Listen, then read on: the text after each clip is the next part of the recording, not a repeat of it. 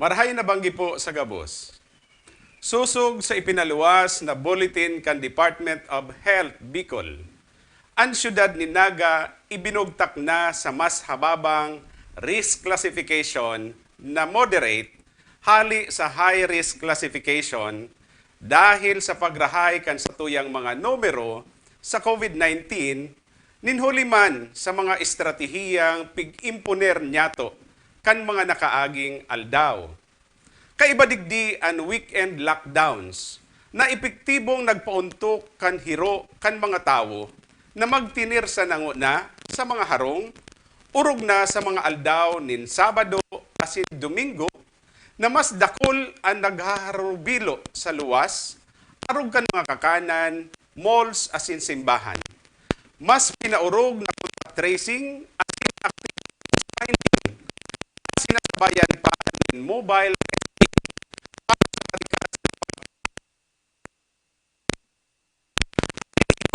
na border controls. Tugman sa tuyang analytics, naging signifikante ang paghuros kan sa itong mga kaso sa panahon na kita nag-implementar kan localized enhanced community quarantine.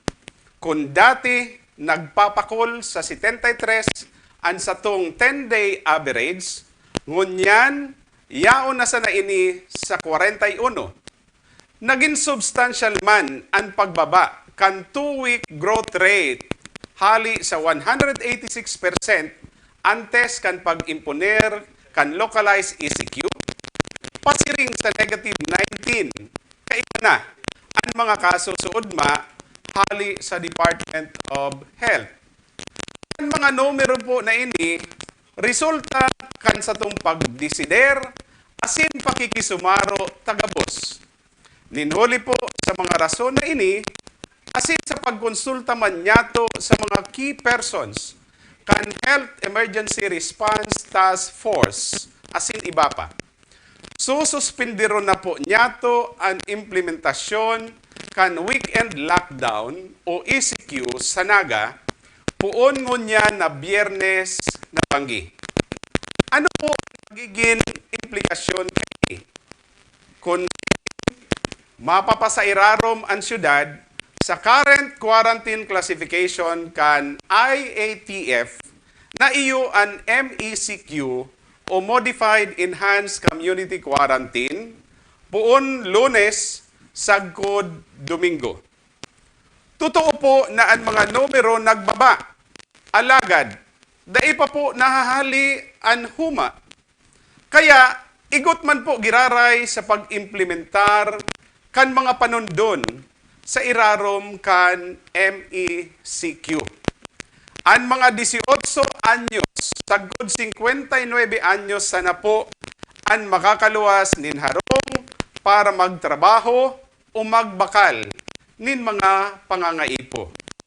Ang mga na 17 anyos pababa, ay man giraray tutugutan magluwas, apuera, kung ma-avail medical service o ikwang emerhensya. Ang mga senior citizens, tutugutan sana na magbakal nin mga essential na mga pangangaipo kung fully vaccinated na. Susugman sa satong localized MECQ guidelines, tutugutan naman yato ang mga religious services, dine-in services, as in personal care services na mag-operate.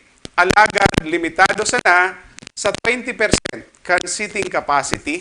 Asin ang mga malaog mga fully vaccinated individual sana puon Lunes, sagkod, Domingo.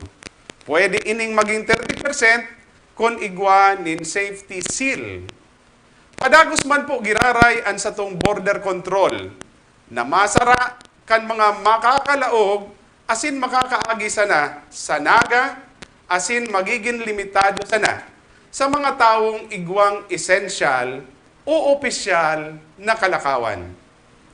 Ang detalye po kan sa itong mga panundon sa tuyang ipapaluwas sa atyan. Malinaw ang sa tuyang direksyon. Maibalanse ang pagprotehir kan salud kan mga namamanwaan asin maampat ang negatibong epekto sa ekonomiya, darakan mga restriksyon na nakasugpon sa eksistidong quarantine classification. Napatutuohan ta, giraray, na pagkita burunyog, na pangyayari niyato ang mga muyatang mautob. Ipadagos ta po ang sa itong mga paglikay, asin pag-igutan ta, na mapahurus pa ang sa itong mga kaso nin COVID-19 sa mga masunod na aldaw. Diyos ang magbalos, asin magbantay.